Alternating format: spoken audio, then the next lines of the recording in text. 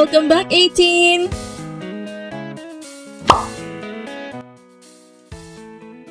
SB19 merchandise is officially sold out in Japan. As of 2 p.m. today, August 17, both of the two SB19 vending machines were already marked sold out. Fans rushed to grab the limited edition merchandise, with the machines selling out just hours after opening. Two machines, two sold out, 100% gone by 2 p.m. Another impressive sign of the growing excitement surrounding SB19 in Japan.